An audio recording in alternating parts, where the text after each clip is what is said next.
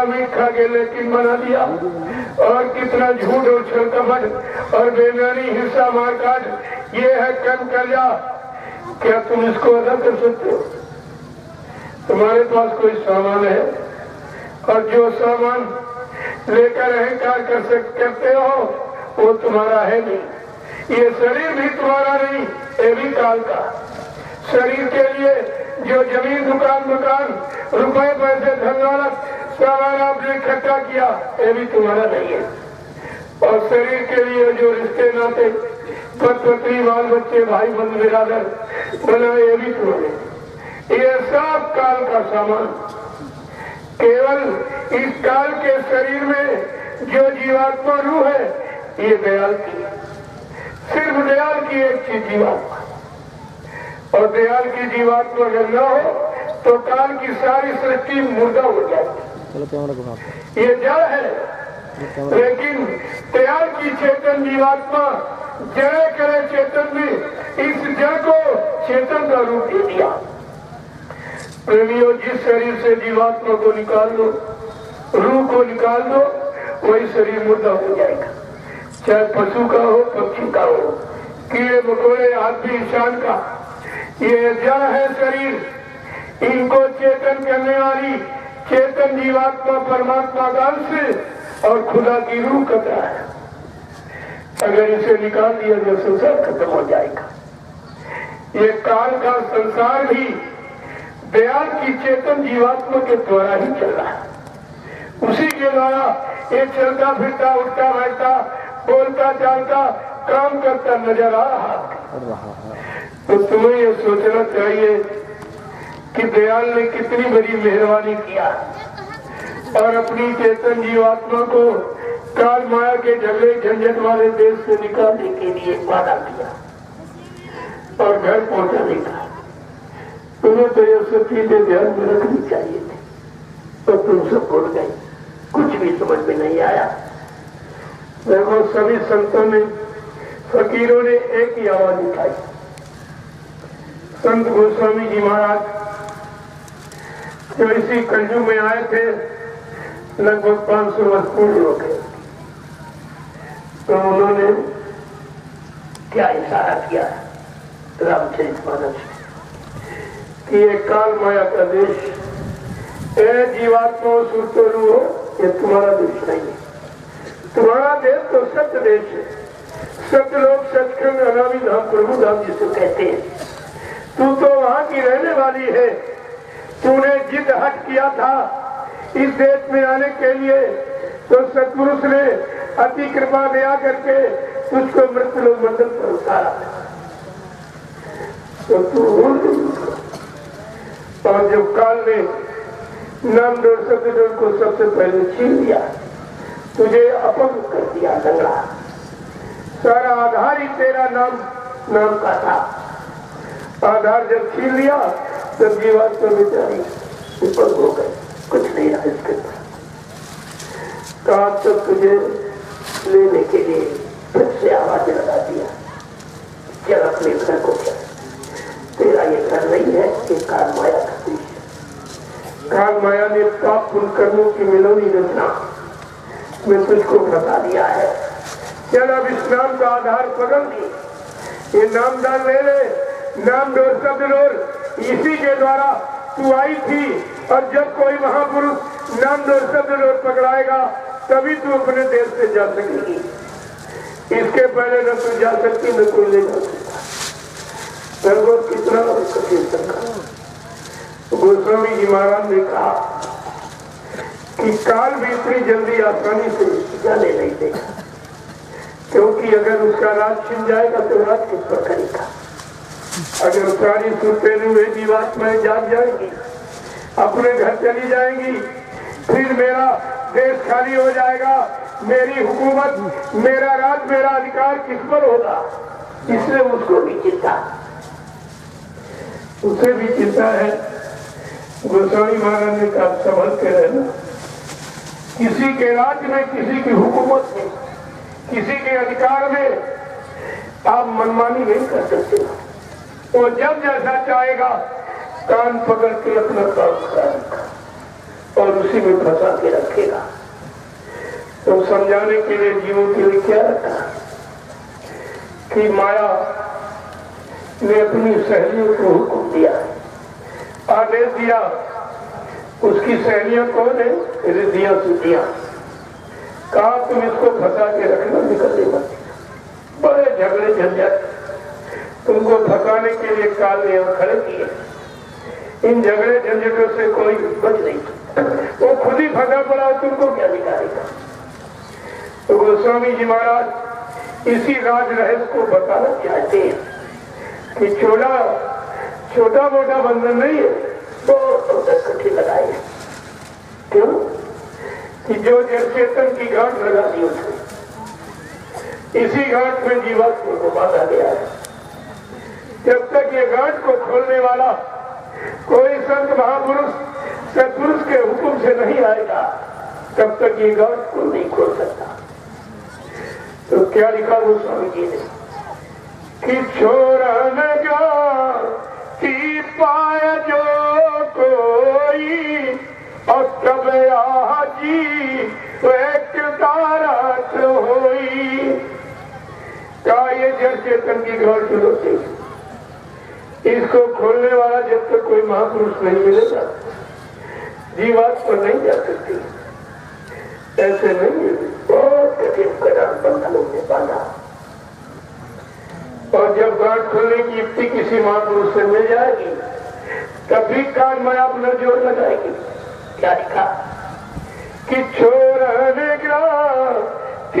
जान खगराया और बिघने के करे तब माया। अगर गिनती खुलने की युक्ति नामदान इसको कहते हैं, ये नामदान जड़ चेतन की गांठ खोलने की युक्ति है। जब जब गांठ नहीं खुलेगी और ये आजाद मुक्त जीवात्मा नहीं होगी तब तक अपने घर नहीं जा सकती। लेकिन कहा जब खोलने की युक्ति मिलेगी तो काल माया प्रपंच करेगी। माया अपने सहेलियों को, जिनको सिद्धियां कहते हो, अरिमा गरिमा लगिमा पराकामी सुख और वशीकरण, ये 8 सिद्धियां, 8 सहेलियां माया की आदेश देती कि जीव को भटका के भरमा के रखना। स्वार्थ लोग लालच दिखा कर क्या कहते हो, सब कुछ कितने संभाल के लिखा महापुरुषों ने, जिससे जीवात्मा बेचारी जाग जाए, फंस के न रहे। क्या लिखा है कि रिद्धि सीधी बहु प्रेरे भाई और बुद्ध लो मैं दिखावन आई। कहती रिद्धियां सिद्धियों को आदेश देती माया कि जाओ इनको टिकाओ, गिराओ, इनको बहका दो कि तुमको क्या चाहिए, जो चाहिए सब मैं आ दूंगा, लेकिन घर जाने की बात मत करो, मेरा देश छोड़ने की बात मत करो, जो तुम मांगो मैं सब कुछ देता हूं। क्या कह रहे कि कर वाला छाल कर जाए समीपा और चल पा से बुझावे दीपा। और रिद्धियां सिद्धियां क्या करेंगी? छल प्रपंच, तरह तरह का प्रलोभन, लोभ लालच तुमको देगी। अरे तुम क्या चाहते हो? तुम चाहते हो पानी बरसे तो पानी बरसेगा, तुम चाहो धूप निकल आए तो धूप निकलेगी, तुम चाहो हवा चले तो हवा चल पड़ेगी। जहाँ इतना अधिकार तुमको ने दिया तो तुम पागल हो जाओगे, तुम सब इसी में फंस जाओगे। लेकिन महापुरुष समझाते क्या कह रहे हैं, कितना भी कलबल छल कोई दिखावे, ये सब बहकाने का काम है। कभी किसी की बात मत सुनना और सद्गुरु दयाल के वचनों को संभाल के रखना। क्या कह रहे हैं कि कौन नहीं माया के प्रलोभन में कौन नहीं फंसेगी जीवात्मा, कि हो या बुद्धि जो परम सयानी और तीन कान चीता वह नयन ही जानी। जिस बुद्धि ने सद्गुरु दयाल के अनमोल वचनों को सुन लिया है, संभाल के रखा है, अपने जीवन में प्रयोग कर रहा है और दया को 24 घंटे एहसास कर रहा। कहा वो माया के किसी प्रलोभन में आने वाली नहीं है, वो बचेगी। कौन बचेगी? जहां पर दया भई सतगुरु की, वही हुए निहाल और बाकी फंसे काल की जाल। जिस पर सतगुरु दयाल की महान कृपा दया मेहरबानी हो गई, वही करियरी मतलब काल माया के देश में वही जीव बच सकते हैं, तो बाकी सब फंसे पड़े हुए। तो दया कैसे होती है? जो किसी के आदेश हुक्म का पालन करोगे, अपने जीवन में उनके आदेश हुक्म को उतारोगे, कानून में परिणत करोगे, तब तुम पूरा लाभ पाने की अधिकारी बन जाओगे। कहते हो बुद्धि जो परम सयानी, इसने सतगुरु दयाल के वचनों को सुनकर समझ पैदा कर ली है, जानकारी ले ली, हासिल कर ली है। कहते वो जीवात्मा उस काल के प्रलोभन में आने वाली नहीं है। वो कहती चिंतन चितम न हित जानी, वो काल के महकामे को देखेंगे भी नहीं, लेना दूर देखे भी नहीं, कि वो जानती है सब बहकाने का मसाला, ये फंसाने वाला मसाला है जो माया की सहेलियां हमको लुभा रही है। लेकिन बिना सत्संग वचनों के कोई नहीं निकल सकता। तुमको नहीं मालूम है कि सत्संग वचनों का कितना बड़ा प्रभाव होता है। सबका संदेश भूल भ्रम चला जाता है। गोस्वामी महाराज ने क्या लिखा कि बहुरी काल करिए सत्संगा और तब ही हो इससे साम भंगा।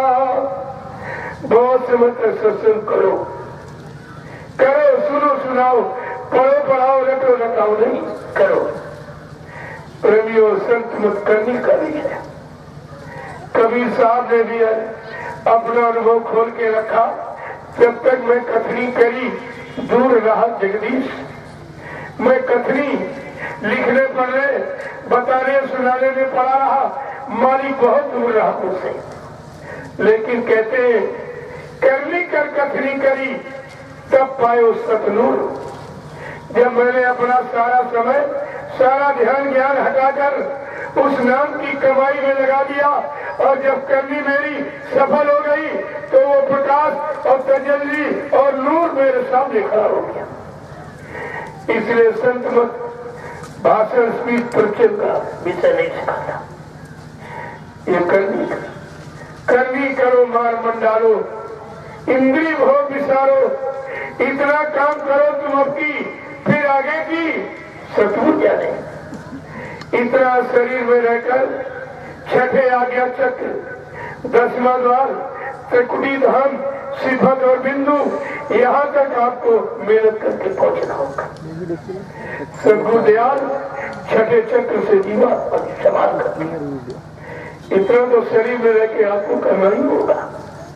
जब तुम कुछ करोगे और जब परिश्रम के बाद जो चीज मिलती है उसको संभाल के रखा जाता है। इसलिए समर्थ गुरु होते हुए भी इतना काम आपसे कराएगा, दया करेगा, दया देगा, संभाल करेगा, लेकिन करनी में आपको जरूर लगाएगा ताकि तुमको अपना भी कुछ अनुभव हो जाए। वो ये सब कुछ प्रेमियों, काल मत और दया मत इसी को कहते हैं। काल मत में लिखा है कि पढ़ना लिखना चातुरी ये तो काम सरल है। पढ़ना लिखना, कहना सुनाना, कहा ये सरल, लेकिन संत मत क्या कहता? काम दहन मन बस करन, यही काम मुश्किल। क्या है काम दहन? जो काम जला देता शक्ति को। जो शरीर में शक्ति आपको परमात्मा ने दी है अपने पाने की, वो भोगों में आप एकदम स्वाहा कर रहे हैं। पानी की तरह नाली में बहा रहे हो, तुमको ये नहीं मालूम ये तत्व परमात्मा की प्राप्ति के लिए दिया गया था।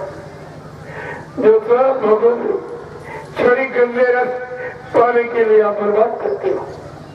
कहा काम दहन मसमन बस करो, काम को दहन में जला दो जो तुम्हारी शरीर की सारी शक्ति को नष्ट करता है।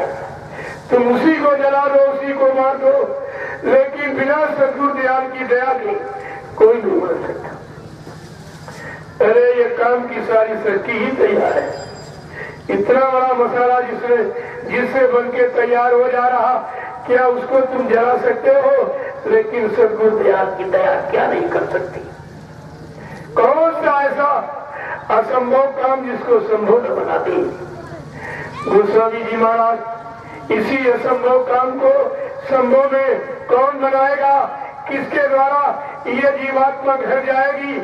तो क्या लिखा उत्तरकांड में कि करण धार सतगुरु दृढ़ नावा और दुर्लभ का ये सुलभ करी पावा।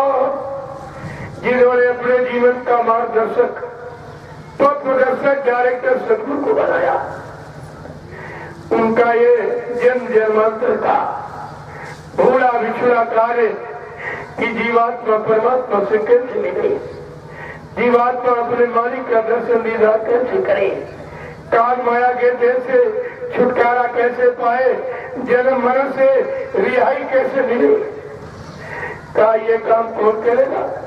सतगुरु दयाल।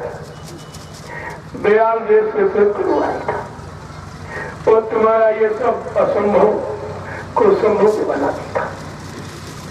कहा ये जो बीमारी काम की लग गई, जिस काम ने सारी शक्ति को स्वाहा कर दिया, निरंतर कर रहा है, आप उसे रोक नहीं सकते उसके पेट को। तो कहा ये बीमारी, अरे शरीर की बीमारी तो डॉक्टर वैद्य हकीम ठीक कर देगा, लेकिन अगर मन बीमार हो जाए, मन की बीमारी को ठीक करेगा।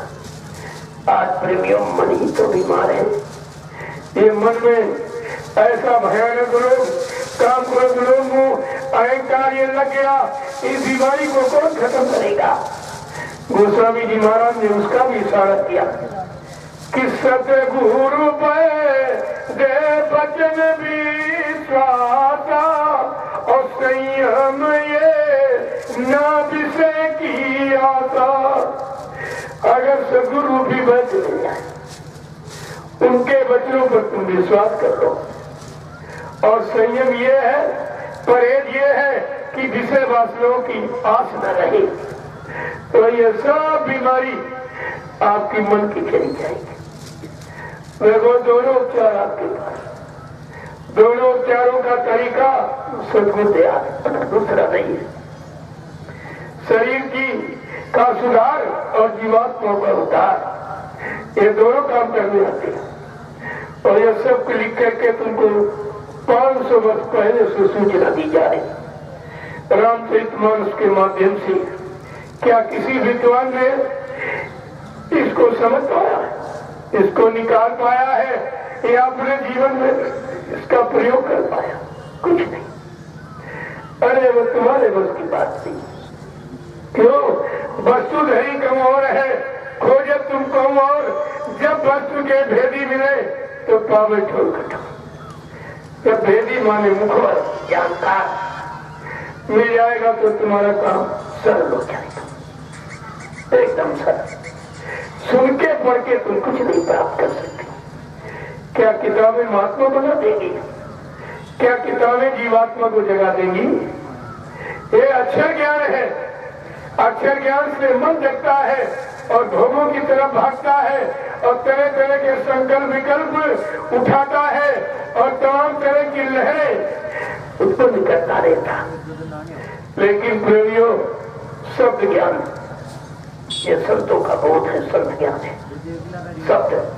शब्द ज्ञान से जीवात्मा मिलती है, इसीलिए आपको नाम दिया गया था। ये संतों का निजी शब्द ज्ञान है जो उन्होंने अपना अनुभव करके जीवों के लिए रखा। किसको ले लो, जीवात्मा को जगा लो। कोई सहयोगी मिल गया, उस सहयोगी का और सहयोग की कदर करो, लेकिन आपने कुछ नहीं किया, कुछ भी एक ही शब्द तुम्हारे पास और तुमसे भूल गए हो। क्या तुम्हारी सुन में कहीं कुछ आया है? तो मैं उस सदगुरु दयाल के अनमोल वचनों को, जो परिवर्तन की बेड़ा पर जो संकल्प और वादा किया, मैं आप सबके सामने खोल के रखना चाहता हूं। एक एक वचन को बड़े ध्यान से सुनिए। बाबा जय गुरुदेव जी महाराज ने आपसे क्या कहा? मेरे सत्संग बच्चों को बच्चा बहुत संभाल के रखना। जैसे लोग रुपया पैसा सोने चांदी हीरे जवाहरात को गांठ में बांध के रखते हैं, देखिए अगर मेरे सत्संग बच्चों को कहीं तुमने भुला दिया तो मेरी दुआ दया के भंडार से तुम करोड़ को पीछे चले जाओगे। कहा जैसे सूरज पूरब में निकलता और पश्चिम में डूबता है, ये कुदरत का प्रकृति का अधिकार का नियम।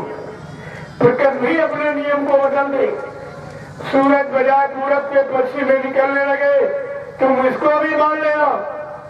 और ये जमीन आसमान की जगह चली जाए, आसमान उतर कर जमीन की जगह पर आ जाए, तुम इसको भी मान लेना। लेकिन बच्चा, जो मैं मंच पर बैठ कर बोल दूंगा वो इधर उधर होने वाला नहीं है। तो मैं आपसे पूछ रहा हूँ, क्या मंच का बोला पूरा हो गया? क्या मंच का बोला पूरा हो गया? अभी तो किसी वचन की शुरुआत भी नहीं हुई। केवल सदगुरु दयाल के अनमोल वचनों को हमने आपने प्रचार का रूप दिया है, लेकिन कार रूप में अभी कोई वादा वचन सामने खुल के नहीं आया। तब तक इन लोभी लालचियों ने अपने स्वार्थ लोभ लालच की पूर्ति के लिए झूठा प्रचार कर दिया हिंदुस्तान में कि बाबा जी शरीर छोड़ के चले गए। मैंने कहा फिर ये काम कौन करेगा? उनके